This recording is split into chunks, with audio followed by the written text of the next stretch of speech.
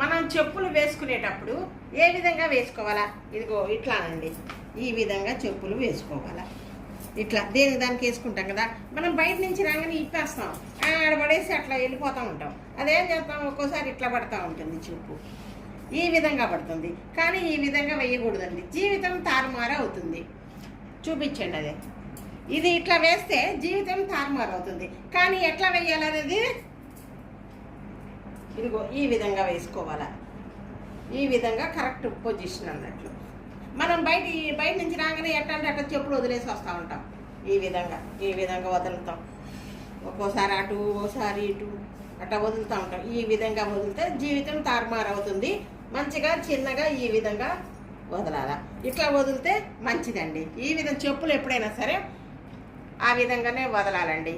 ఇది మంచి పద్ధతి కూడా. మనం బయట నుంచి రాగానే చెప్పులు నిదానం